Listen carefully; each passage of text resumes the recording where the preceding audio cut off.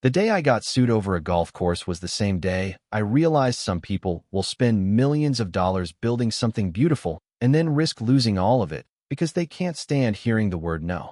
The lawsuit arrived in a thick envelope, certified mail, sitting in my mailbox like a rattlesnake waiting to strike. $50,000 in damages, according to their lawyers. Apparently, my goats had destroyed sections of one of the most exclusive golf courses in the county. What the lawsuit didn't mention was that every single one of those goats had walked through openings their own employees created while stealing my land. My name is Caleb Mercer, and my family has raised goats on the same hillside outside Redstone Ridge for almost 100 years. My great-grandfather bought that rocky stretch of land back when nobody wanted it. Too steep for farming, too dry for cattle, covered in scrub oak and limestone outcroppings. Most people saw a worthless hillside. He saw opportunity. Goats thrive where other livestock struggle, and over 4 generations the Mercer family built a life there.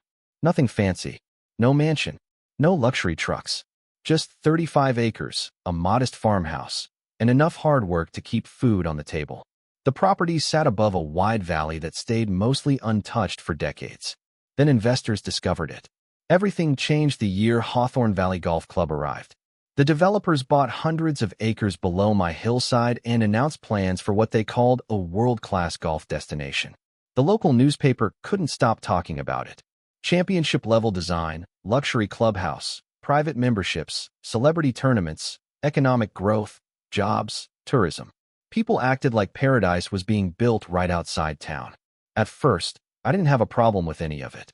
Honestly, I figured golfers weren't much different from anybody else.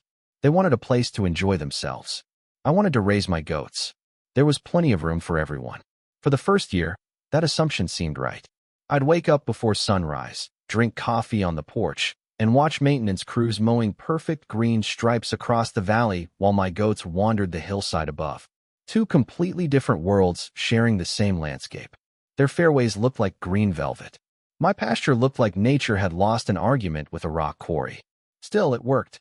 Then came the expansion projects. They called them improvements. I called them the beginning of trouble. The first thing I noticed was a fence post that looked wrong. Now, that probably sounds ridiculous. Most people don't memorize fence locations. But when you've walked the same property for 30 years, you know every corner, every gate, every section of wire. You know where the ground dips after a rainstorm and where the deer usually cross. One afternoon, I was checking water troughs when I stopped and stared at a fence line that suddenly felt unfamiliar. At first, I thought maybe I was imagining things. A few days later, I noticed another section. Then another. I started carrying old survey maps with me whenever I walked the property. The more I checked, the more uncomfortable I became. Several fence sections had moved inward. Not dramatically. 10 feet here, 12 feet there, maybe 15 feet somewhere else. Small enough that most people wouldn't notice. Large enough that over time it added up to nearly an acre. An acre doesn't sound like much until somebody takes it from you one bite at a time. I spent 2 weeks convincing myself there had to be another explanation. Maybe previous repairs had altered the alignment. Maybe storms had damaged something. Maybe I was simply remembering wrong. But deep down I already knew. Someone hadn't accidentally moved those fences. Someone had moved them carefully, deliberately. I hired a survey company from 2 counties over. I wanted neutral professionals with no connection to the golf club or local politics. 3 men spent an entire day measuring boundaries and comparing records.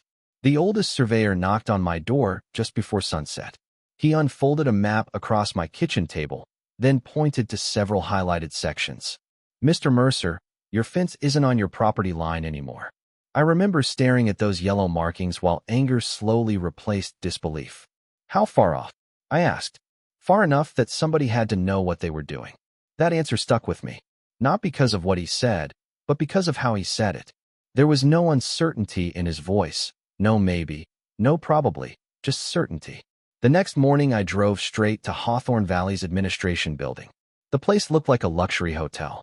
Stone walls, massive windows, imported landscaping, the kind of building designed to make ordinary people feel small before they even walk through the front door. That's where I met Brandon Pierce, general manager, 40-something, perfect haircut, perfect smile, perfect golf shirt, the kind of guy who could tell you your house was on fire and somehow make it sound like a networking opportunity. He welcomed me into his office, listened to my concerns, glanced at the survey maps, and never once looked surprised. That was the moment I knew everything. Because innocent people get confused when you accuse them of stealing land. Brandon didn't look confused. He looked prepared. He leaned back in his chair and smiled. Caleb, property boundaries can be complicated. I remember laughing, not because it was funny, because it was insulting. No, I said. They're actually pretty simple. Either the fence is on my land, or it isn't. His smile tightened slightly. Then he folded his hands together. Look, we've invested millions into improving this property. Sometimes small adjustments happen during development. Maybe there's a practical solution here. The practical solution is moving my fence back where it belongs. For a second, the corporate mask slipped. Just for a second. Then he said something that still makes my blood boil when I think about it. Perhaps we could discuss compensation. Compensation. He was offering to pay me for the privilege of keeping land they had already taken. That was the moment I realized this wasn't a misunderstanding. It wasn't a surveying error. It wasn't some contractor making a mistake. They had fully convinced themselves that because they had more money, more lawyers, and more influence, they could simply absorb a piece of my property and call it progress. I stood up, rolled the survey maps together, and headed for the door. Brandon called after me. Let's not make this adversarial, Caleb. I turned around and looked him dead in the eye. Then stop stealing my land. I gave them 30 days to restore every inch of the original boundary. 30 days to put the fence back. 30 days to act like decent neighbors. What I didn't know walking out of that office was that instead of fixing the problem, they were about to make it permanent. And in doing so, they were about to start a chain of events involving 30 very determined goats that would eventually turn their million-dollar golf course into the most expensive petting zoo in county history. I wish I could tell you that somebody at Hawthorne Valley came to their senses during those 30 days. I wish I could tell you one of their lawyers looked at the survey, realized what was happening, and convinced Brandon Pierce to fix the problem before it got expensive. Instead, they doubled down. About 3 weeks after our meeting, I walked the disputed section of property again and nearly laughed out loud at the sheer arrogance of what I found. Not only had they ignored my demand, they had expanded the improvements. New irrigation lines had been installed.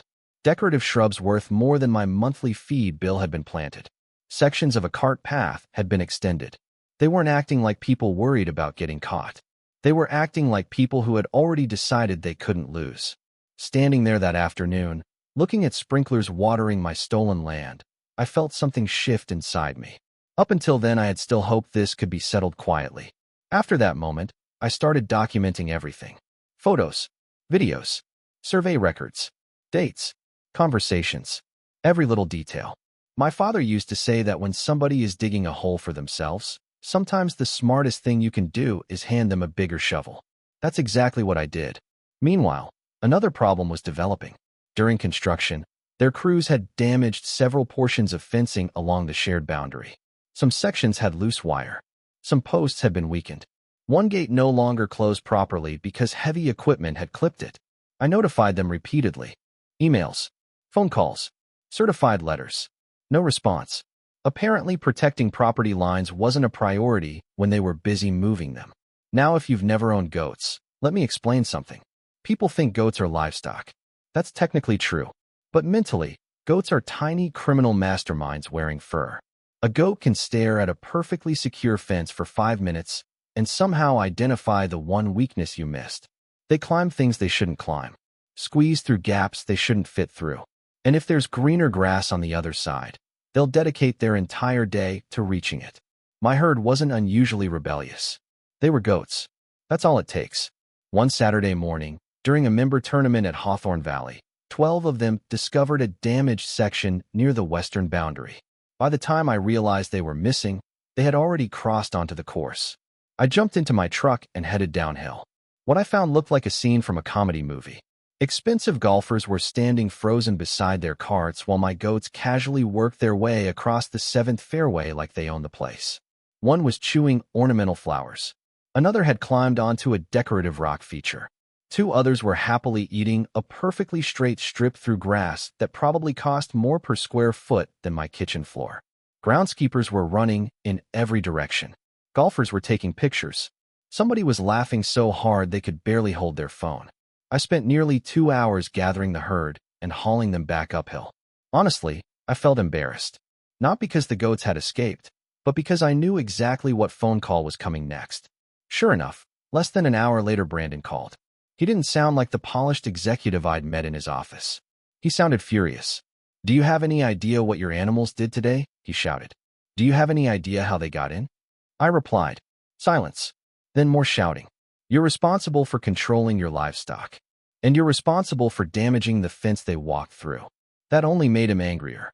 He threatened lawyers, insurance claims, property damage assessments. I reminded him about the survey. I reminded him about the letters. I reminded him about the damaged fencing. Then I hung up. For a few weeks things stayed relatively quiet. The course repaired some of the visible damage. I continued preparing my legal case. Summer rolled on. Then Hawthorne Valley announced a celebrity charity tournament. Local television stations covered it for weeks. Former athletes, business leaders, influencers, sponsors. It was supposed to be their biggest event of the year. The entire valley buzzed with excitement. Even people who hated golf planned to watch. 3 days before the tournament, I sent another letter demanding immediate fence repairs and restoration of the boundary. Once again, no response. Looking back, that may have been the most expensive decision Brandon ever made. The morning of the tournament started normally. Clear skies, mild temperatures, perfect conditions. I was feeding the herd when I noticed something strange. Several goats were standing near one of the damaged sections of fence. They looked unusually interested. Anyone who owns goats knows that look. It's the same expression a burglar probably gets when he realizes somebody forgot to lock the front door. I made a mental note to reinforce that area later in the day. Unfortunately, the goats had their own schedule. Around lunchtime, I received a phone call from my neighbor Earl. Earl was laughing so hard I could barely understand him. "Caleb," he wheezed, "you better get down here." "Why?" "Because your goats are on television." I thought he was joking. He wasn't. By the time I reached the ridge overlooking the course, all 30 goats had somehow found multiple weak spots and spread across several holes. It was absolute chaos. One group was chewing tournament flags. Another had discovered flower beds near a tee box. Several were wandering through sand traps. A few had found sprinkler heads and were treating them like chew toys. Hundreds of spectators watched in disbelief. Volunteers chased animals in circles. Event organizers looked ready to cry. Somewhere in the middle of all that confusion, one particularly stubborn goat, named Daisy, climbed onto a decorative fountain and refused to leave. If I'd planned the scene myself, it couldn't have been more ridiculous. Television cameras captured everything. Social media exploded before the tournament was even officially canceled. Videos spread across the county within hours. People added music. Memes appeared. Somebody created a fake promotional poster calling it the Hawthorne Valley Goat Open. I won't lie. Part of me found it hilarious. The other part knew exactly what was coming. 3 days later, the lawsuit arrived. $50,000. Property damage. Lost business revenue. Event disruption. Negligence. Their attorneys threw every accusation they could think of into the complaint. When my lawyer finished reading it, he looked at me and smiled. "They really filed this." "Apparently." He nodded slowly. "Good. Good. This gives us discovery." That's when things got interesting. We filed our counterclaim immediately. Trespass, property theft, boundary manipulation, fence damage, survey fraud concerns, restoration demands, attorney fees, everything. Once the legal process started, documents began surfacing. Internal emails, construction records, contractor communications, meeting notes. The more information we obtained, the worse it looked for Hawthorne Valley. One email discussed adjusting fence alignments during expansion work. Another referenced maximizing usable course acreage near the western boundary. Nobody outright admitted stealing land, but the pattern was impossible to ignore. Then came depositions. Watching Brandon answer questions under oath was very different from sitting across from him in that luxury office. Confidence started disappearing. Explanations became complicated. Memories became selective. The simple story he'd told me months earlier suddenly developed a lot of holes. And as the court date approached, even people inside the golf club seemed nervous. Because by then the case wasn't really about goats anymore. The goats were just the headline. The real issue was whether a wealthy development had intentionally taken land from a neighboring property owner and then tried to bully him into accepting it. Once that question entered the courtroom, everything changed. The courtroom was packed on the first day of trial. Some people came because they cared about property rights. Some came because they belonged to the golf club. Most came because they'd heard about the goats. By then the story had taken on a life of its own. People I'd never met would stop me at gas stations and ask how Daisy was doing. Local radio hosts joked about putting goats on the club logo. What nobody was joking about anymore was the evidence. Once both sides started presenting documents, the mood in the room shifted. My attorney kept things simple. He started with property records that went back decades. Then he showed surveys. Then aerial photographs. Then construction timelines. Piece by piece, the picture became impossible to ignore. The boundary line had existed in the same place for years. Then the golf club began expanding. Then the fence moved. Then improvements appeared on land that didn't belong to them. Watching the judge flip through those exhibits was one of the most satisfying moments of my life because for months I'd been treated like some stubborn farmer refusing to cooperate with progress. Suddenly the facts were doing the talking. Brandon's attorneys tried to argue that the boundary confusion resulted from construction mistakes and misunderstandings. That explanation lasted right up until my lawyer introduced internal emails obtained during discovery. I still remember the expression on Brandon's face when those messages appeared on the screen. One manager discussed creating a cleaner transition between the course and neighboring properties. Another talked about maximizing playable acreage near the western side. A contractor even referenced relocating fencing to accommodate improvements. Nobody had written the word steal land. They weren't stupid enough for that. But when you stacked all the communications together, the intent practically shouted from the page. The judge saw it too. During one exchange, he removed his glasses, looked directly at Brandon, and asked a question so simple it hung in the room like thunder. If you believe the land belonged to your organization, why did you never commission an independent survey before building on it? Nobody had a good answer. Because there wasn't one. The trial lasted 3 days. By the end, the lawsuit against me looked weaker than wet cardboard.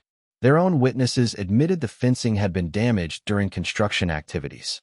Maintenance records showed repeated complaints about boundary repairs. My certified letters were entered into evidence. Every warning I'd given them suddenly mattered. Then came the ruling. I'll never forget sitting there waiting while the judge reviewed his notes. The room felt completely still. Brandon stared straight ahead. His lawyers looked exhausted. I felt strangely calm. Whatever happened next, at least the truth had finally reached the surface. The judge began speaking. He ruled that the boundary had been improperly altered. He ruled that Hawthorne Valley had encroached onto my property. He ruled that all improvements located on the disputed acreage had to be removed. Every sprinkler line, every decorative installation, every section of cart path, everything. The original fence line had to be restored immediately. Then came the part that hit the hardest. The court ordered the golf club to pay my legal fees. After that, the judge addressed the goat incidents directly. He stated that because the escapes occurred through fencing damage during the club's activities, liability rested with the parties responsible for creating the unsafe conditions. In other words, they had spent months trying to blame me for a disaster they helped create. The courtroom stayed quiet for a second after the ruling ended. Then I heard somebody behind me whisper, "Those goats just won." Outside the courthouse, reporters crowded around both sides. Brandon refused questions. His attorneys practically dragged him toward a waiting vehicle. Meanwhile, I stood there blinking in the afternoon sunlight, trying to process everything that had happened. The fight that started with a few misplaced fence posts was finally over. But the consequences were only beginning. Over the next several months, construction crews returned to Hawthorne Valley. Only this time they weren't building. They were removing. Entire sections of landscaping disappeared.